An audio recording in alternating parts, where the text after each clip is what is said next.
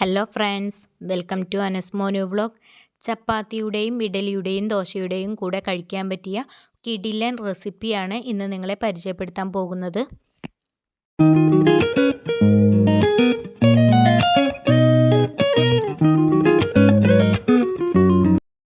ഇത് തയ്യാറാക്കി എടുക്കുന്നതിനായിട്ട് ഒരു പാൻ അടുപ്പത്ത് വെച്ചിട്ടുണ്ട്. ഈ പാൻ ഒന്ന് ചൂടായി വരുന്ന സമയത്ത് ഇതിലേക്ക് എണ്ണ ഒഴിച്ചു കൊടുക്കാം. ഇനി പാനിലേക്ക് കട്ട് ചെയ്ത് വെച്ചിരിക്കുന്ന തക്കാളി ഇതുപോലെ വെച്ചു കൊടുക്കാം. ഞാനിവിടെ 4 തക്കാളിയാണ് എടുത്തിട്ടുള്ളത്. വെറും 10 മിനിറ്റ് കൊണ്ട് തയ്യാറാക്കി എടുക്കാൻ പറ്റുന്ന ഒരു റെസിപ്പിയാണ്. ഇനി ഇതിലേക്ക് വെളുത്തുള്ളി കൂടി ചേർത്ത് കൊടുക്കുന്നുണ്ട്. വെളുത്തുള്ളി ചേർത്ത് കൊടുത്തതിന് ശേഷം ഇതിലേക്ക് ആവശ്യത്തിനുള്ള ഉപ്പ് കൂടി ചേർത്ത് കൊടുത്ത് അടച്ച് വെച്ച് ഒന്ന് കുക്ക് ചെയ്തെടുക്കാം. തക്കാളിയുടെ ഒരു ഭാഗം നല്ല രീതിയിൽ തന്നെ കുക്കായി വന്നിട്ടുണ്ട്. ഇനി മറുഭാഗം കൂടി നമുക്കൊന്ന് കുക്ക് ചെയ്തെടുക്കാം. അതിനായിട്ട് ഇതുപോലെ ഒന്ന് തിരിച്ചിട്ട് കൊടുക്കാം. 2 ഭാഗവും നല്ല രീതിയിൽ തന്നെ കുക്കായി വന്നിട്ടുണ്ട്. ഇനി ഒരു ഫോർക്കോ ടീസ്പൂണോ വെച്ച് ഇതിൻ്റെ തോല് നമുക്ക് മാറ്റിയെടുക്കാം. എന്നും പറയുന്നത് പോലെ തന്നെ ആദ്യമായി വീഡിയോ കാണുന്ന കൂട്ടുകാരാരെങ്കിലും ഉണ്ടെങ്കിൽ സബ്സ്ക്രൈബ് ചെയ്ത് സപ്പോർട്ട് ചെയ്യാൻ മറക്കല്ലേ. വീഡിയോ കണ്ടുകൊണ്ടിരിക്കുന്ന സമയത്ത് നിങ്ങൾക്ക് ഇഷ്ടപ്പെടുകയാണെങ്കിൽ ലൈക്ക് ചെയ്യുകയും നിങ്ങളുടെ കുടുംബങ്ങളിലേക്ക് സുഹൃത്തുക്കളിലേക്ക് ഒന്ന് ഷെയർ ചെയ്യുക കൂടി ചെയ്യണേ.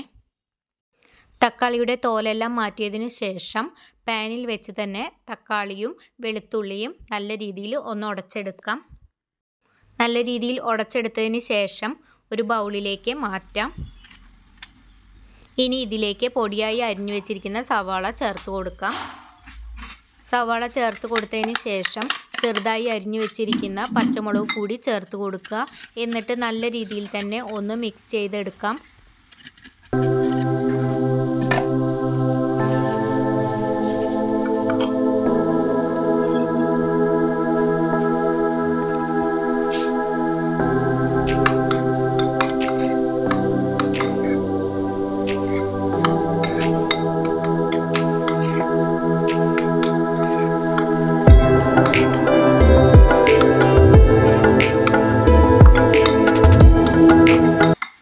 ഇനി ഇതിലേക്ക് 1 ടീസ്പൂണോളം കാശ്മീരി ചില്ലി പൗഡർ കൂടി ചേർത്ത് കൊടുക്കുന്നുണ്ട്. പിന്നെ ഇതിലേക്ക് ആവശ്യമായിട്ടുള്ളത് ഒരു ചെറുനാരങ്ങയുടെ നീരാണ്. അതുകൂടി ചേർത്ത് കൊടുത്തതിന് ശേഷം നല്ല രീതിയിൽ തന്നെ ഒന്ന് ഇളക്കി യോജിപ്പിച്ചു കൊടുക്കണം.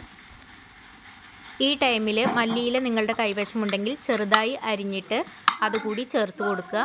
ഞാനിവിടെ കറിവേപ്പിലയാണ് ചേർത്ത് കൊടുത്തിട്ടുള്ളത്. ഉപ്പ് കുറവുണ്ടെങ്കിൽ ഈ ടൈമിൽ ചേർത്ത് കൊടുക്കാവുന്നതാണ്. രാവിലെ വളരെ പെട്ടെന്ന് ചെയ്തെടുക്കാൻ പറ്റിയ ഒരു ചട്നി റെസിപ്പി കൂടിയാണ്. ഇതുപോലെ തയ്യാറാക്കി നോക്കാത്തവരുണ്ടെങ്കിൽ ഒരു പ്രാവശ്യമെങ്കിലും ഒന്ന് തയ്യാറാക്കി നോക്കിയിട്ട് നിങ്ങളുടെ വിലയേറിയ അഭിപ്രായങ്ങൾ കമൻറ്റിലൂടെ അറിയിക്കുക. ബ്രേക്ക്ഫാസ്റ്റായ ചപ്പാത്തി, ദോശ, ഇഡലി എന്നിവയുടെയൊക്കെ കൂടെ കഴിക്കാൻ പറ്റിയ ഒരു കിടിലൻ റെസിപ്പി തന്നെയാണ്. അപ്പോൾ എല്ലാവരും ഇതുപോലെ ഒന്ന് തയ്യാറാക്കി നോക്കണേ.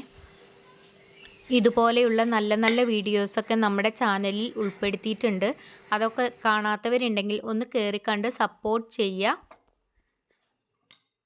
ഇത്രയും നേരം വീഡിയോ കണ്ട് സപ്പോർട്ട് ചെയ്ത എല്ലാവർക്കും ഒരുപാട് നന്ദി.